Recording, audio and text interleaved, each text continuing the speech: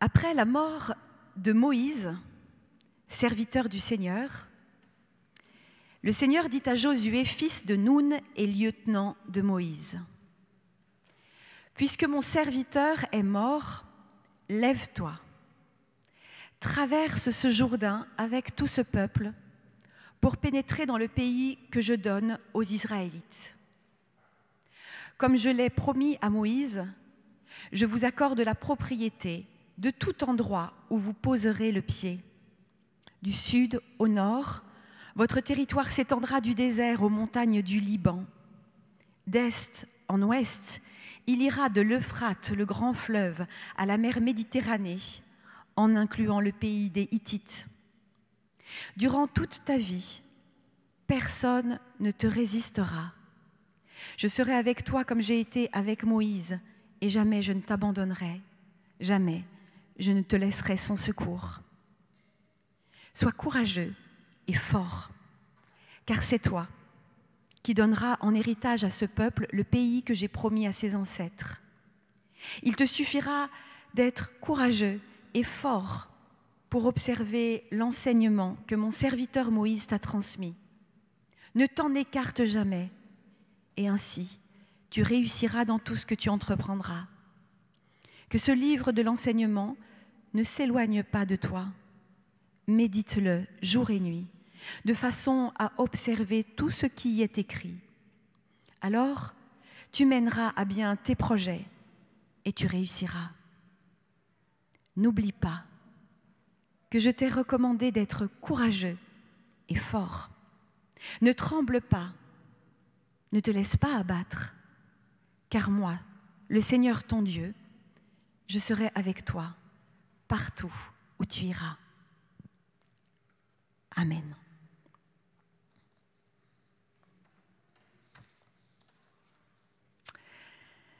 Voilà, frères et sœurs, la rentrée est déjà derrière nous.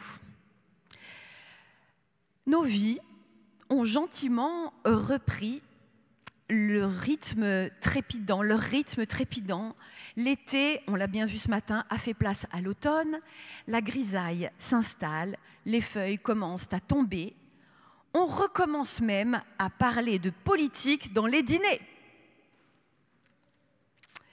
Et d'une certaine manière, tout cela a quelque chose de rassurant. Après 19 mois d'expérience chaotique de la pandémie, ça fait du bien de voir que la vie normale est de retour, que tout rentre progressivement dans l'ordre, y compris l'agenda électoral et météorologique. On a juste envie, là, de savourer un peu cette douce musique du train-train quotidien. Et pourtant, nous voici convoqués ce matin à 4500 km environ d'ici et quelques milliers d'années, tous rassemblés derrière Josué, qui se tient au bord du Jourdain, face à la terre promise. Un nouveau chapitre commence. Il va falloir traverser. Enfin, diront certains. 19 mois de Covid, c'était long. Hein? Alors imaginez un peu 40 ans. 40 ans à marcher dans un désert en cherchant la sortie. 40 ans à manger la manne et les cailles alors qu'on rêve de lait et de miel. 40 ans à essayer de comprendre, mais qu'est-ce qu'on a bien pu louper?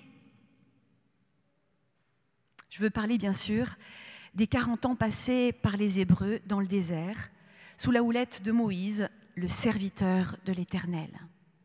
Mais voilà, Moïse est mort.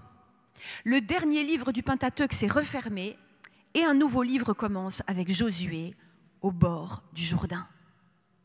C'est lui que Dieu a choisi pour conduire le peuple hébreu dans le pays de la promesse, là où coule le lait et le miel. Et pour ça, il faut d'abord traverser le Jourdain. Évidemment, quand vous avez traversé la mer Rouge à pied sec, le Jourdain, ça peut sembler facile. Mais Mais c'était il y a si longtemps. Et puis Moïse n'est plus là.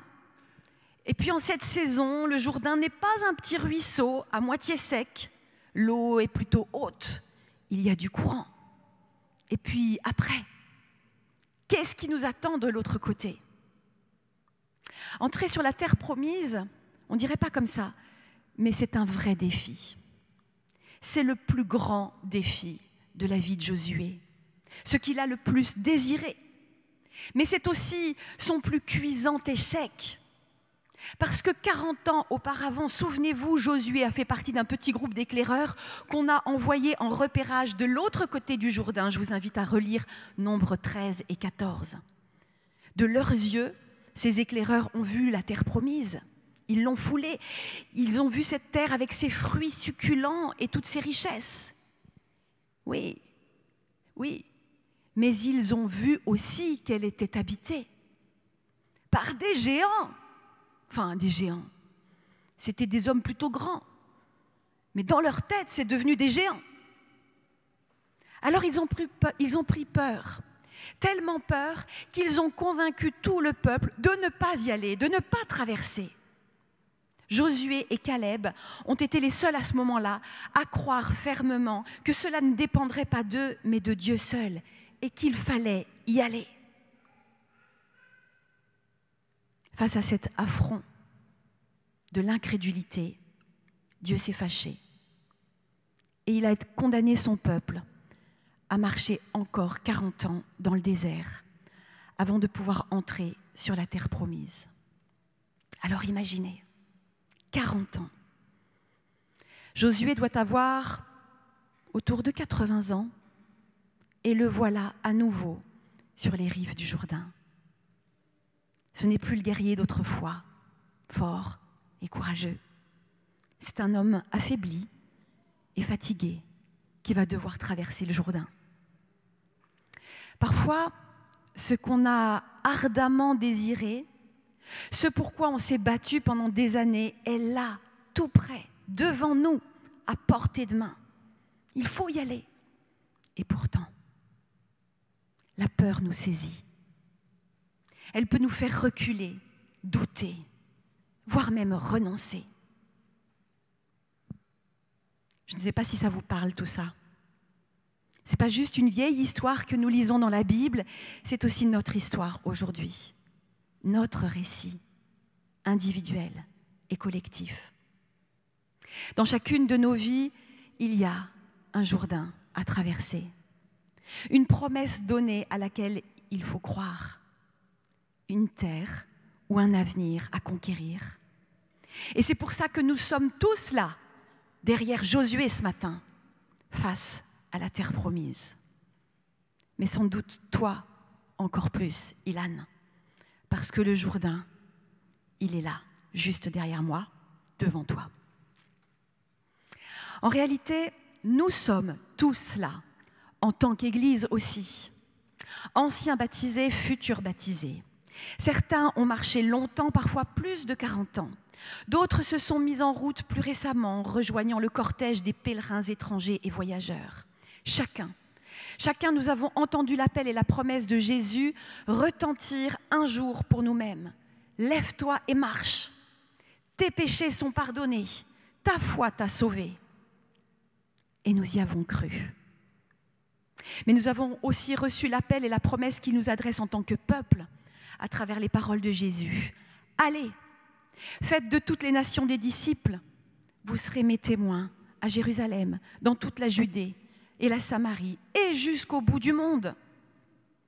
Cette promesse-là ressemble pour moi à celle que Dieu a faite à Moïse puis à Josué autrefois.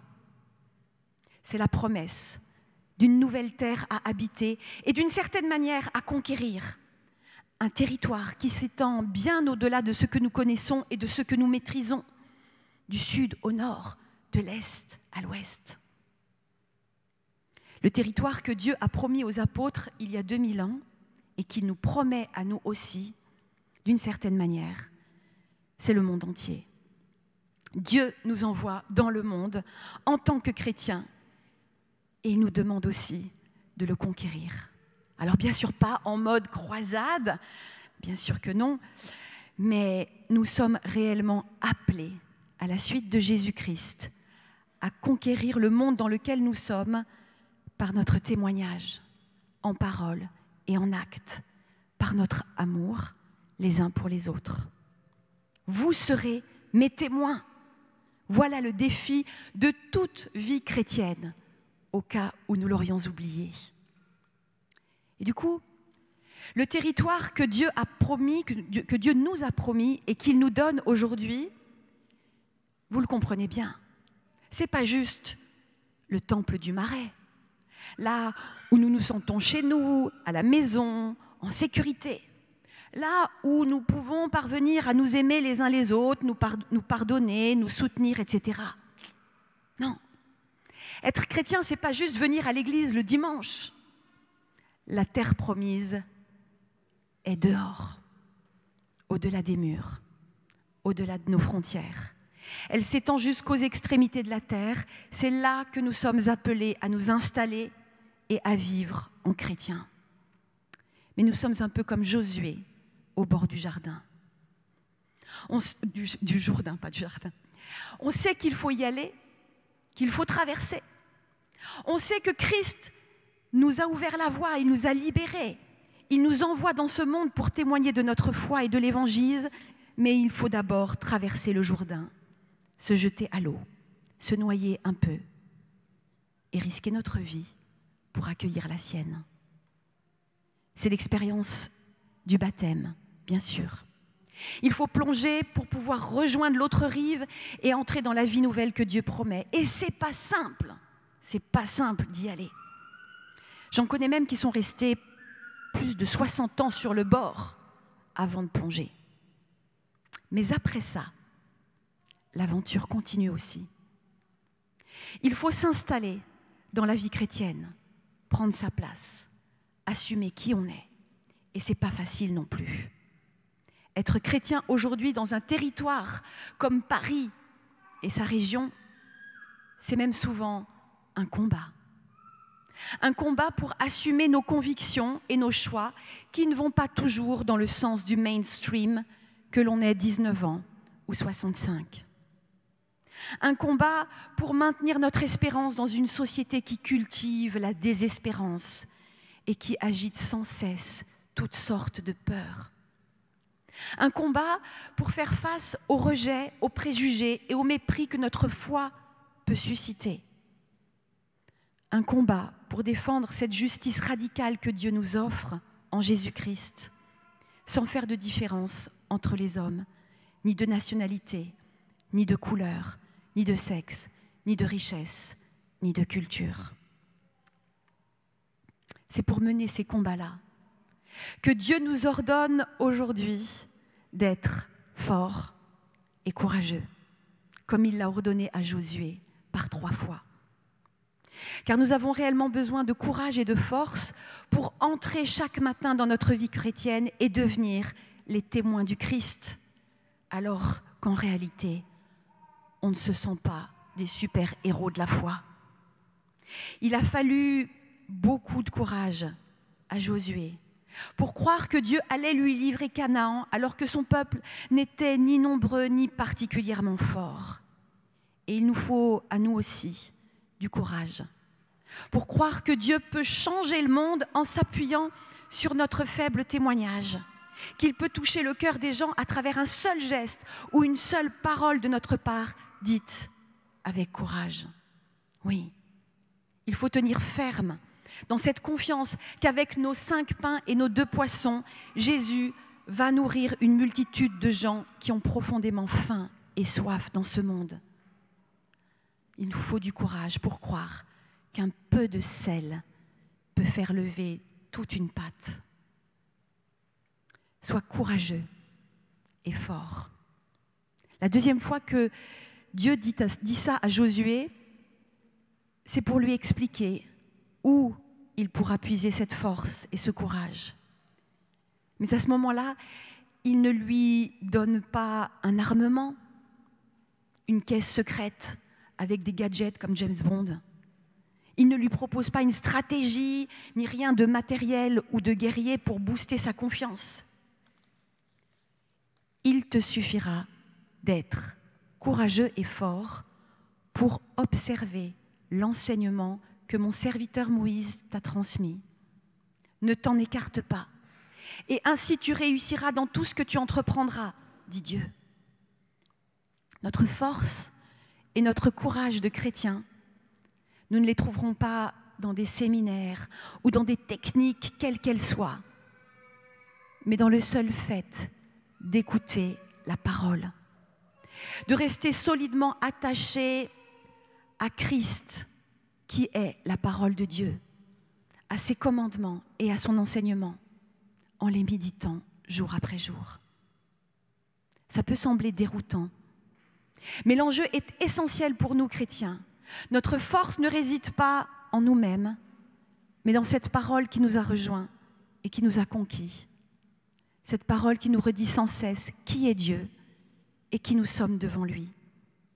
Sans cette parole, nous risquons de nous perdre à nouveau dans les déserts de ce monde et d'oublier qui nous sommes. Alors pour finir, Dieu redit une troisième fois, n'oublie pas que je te recommande d'être courageux et fort. Oui, c'est sûr. C'est sûr qu'il y aura des moments de doute, des moments d'épreuve et des moments de peur. Bien sûr que nous tremblerons parfois et que nous serons tentés d'abandonner la partie. Dieu le sait. Et Jésus le savait bien lui aussi lorsqu'il a annoncé à Pierre qu'il le trahirait 3 fois. Mais une fois que nous avons traversé le Jourdain, la terre promise est là. Elle nous appartient déjà parce que Dieu lui-même l'a conquise pour nous. Son amour et sa grâce nous précèdent. Je serai partout où tu iras, dit Dieu. Quoi qu'il nous arrive, quelle que soit la hauteur des géants que nous devrons affronter, quelles que soient les peurs que nous devrons surmonter, Dieu sera avec nous, comme il l'a été avec Josué et avec Moïse. Sa promesse s'est accomplie pour nous en Jésus-Christ et elle devient réalité chaque jour dans nos vies par l'œuvre du Saint-Esprit. Sois courageux et fort. Cette parole, elle est pour toi plus particulièrement aujourd'hui, Ilan. Tu ne connais pas encore la terre promise, bientôt, tout bientôt. Mais elle s'offre à toi aujourd'hui par le baptême. Une fois que tu auras traversé, il faudra que tu l'habites pleinement en devenant témoin du Seigneur. Il te faudra la cultiver, l'irriguer, la féconder. Ta force et ton courage, ne l'oublie jamais, tu les trouveras dans la méditation de la parole de Dieu et dans la fidélité à ses commandements. Alors oui, sois fort et courageux, ne tremble pas. Le Seigneur sera avec toi partout où tu iras. Amen.